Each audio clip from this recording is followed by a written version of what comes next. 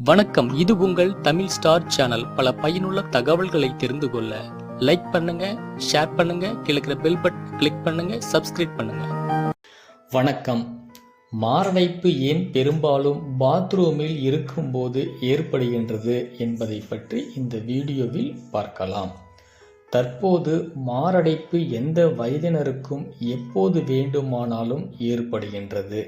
அதுவும் இதுவரை நடந்த மாரடைப்பு நிகழ்வுகளை எடுத்துக்கொண்டால் நிறையா பேருக்கு பாத்ரூமில் இருக்கும்போது தான் ஏற்பட்டுள்ளது. இதனால் இதய நோயாளிகளுக்கும் பாத்ரூம் ஒரு ஆபத்தான பகுதி என்றே கூறலாம். என்னதான் பாத்ரூம் தினசரி நாம் பயன்படுத்தும் ஒரு முக்கியமான பகுதியாக இருந்தாலும் இந்த பகுதி ஒருவருக்கு மாரடைப்பு வருவதை தூண்டுவதில் முக்கிய பங்கை வகிக்கின்றது.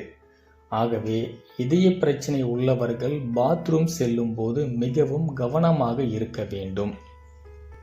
மேலும் இத்தகையவர்கள் பாத்ரூம் செல்லும் போது ஒரு சில நடவடிக்கைகளை தவறாமல் மேற்கொள்ள வேண்டும்.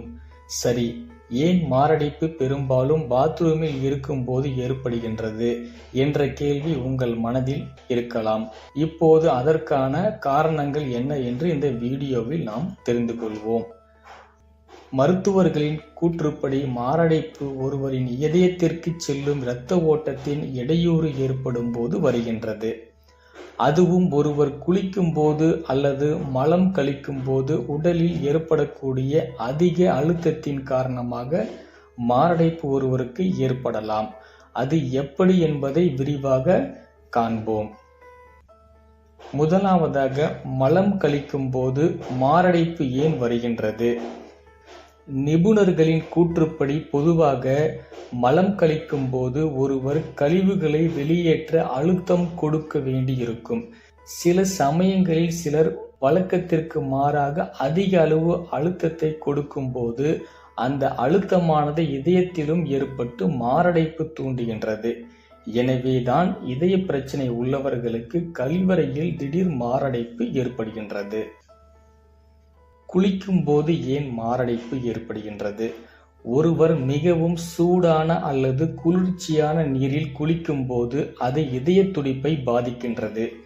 குளிக்கும் போது நீரின் வெப்பநிலைக்கு ஏற்ப உடல் வெப்பநிலை சரி செய்யப்பட்டு தமனிகள் மற்றும் நுண் குழாய்களின் அதிக அழுத்தத்தை ஏற்படுத்துவதாக மருத்துவர்கள் கூறுகின்றார்கள். அதுவும் நல்ல சூடான நீரில் குளிப்பவர்களுக்கு உயர் இரத்த அழுத்தம் அல்லது பிற வகையான இதய நோய்களின் அபாயம் இருப்பதாக புள்ளி விவரங்கள் கூறுகின்றன. இதய நோய் உள்ளவர்கள் பலர் தங்கள் மாத்திரைகளை குளியல் அறையிலும் வைத்திருப்பார்கள். அரிதான சந்தர்ப்பங்கள் இந்த மாத்திரை எடுத்தவுடன் குளித்தால் அதுவும் மாரடைப்பின் அபாயத்தை தூண்டும். மாரடைப்பின் அறிகுறிகள். நிபுணர்களின் கூற்றுப்படி பாத்ரூமில் இருக்கும் போது பின்வரும் அறிகுறிகள் தெரிந்தால் அது மாரடைப்பின் அறிகுறிகள். அது என்னென்ன அறிகுறிகள் என்பதை பற்றி பார்க்கலாம். நெஞ்சு வலி, திடீர் மூச்சு திணறல், மயக்கம், வாந்தி, மூச்சு விடுவதில் சிரமம், மயக்கம், இது போன்ற அறிகுறிகளை பாத்ரூமில் இருக்கும்போது அனுபவித்தால் சற்றும் தாமதிக்காமல் மருத்துவரை அணுக வேண்டும். இதய பிரச்சனை உள்ளவர்கள் பாத்ரூம் செல்லும் முன் பின்பற்ற வேண்டியவைகள். உங்களுக்கு இதய பிரச்சனை இருந்து குறிப்பிட்ட நேரத்திற்கு மேல் குளியலறையில் நீங்கள் இருந்தால் உங்களை சரிபார்க்குமாறு உங்கள் குடும்ப உறுப்பினர்களிடம் தெரிவித்துவிட்டு பின் பாத்ரூமுக்கு செல்ல வேண்டும். முக்கியமாக குளிக்கும் போது பின்வரும் பழக்கங்களை மேற்கொள்ள வேண்டும். அவை என்ன என்பதை பற்றி பார்க்கலாம்.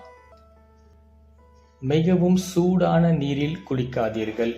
குளியலறையில் நீண்ட நேரம் இருப்பதை தவிர்த்து விடுங்கள்.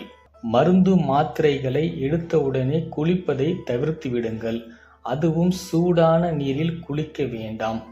பாத்ரூம் செல்லும் போது எப்போதும் மொபைலை வைத்திருங்கள். அதற்காக பாத்ரூமில் நாம் மொபைலை யூஸ் பண்ணக்கூடாது.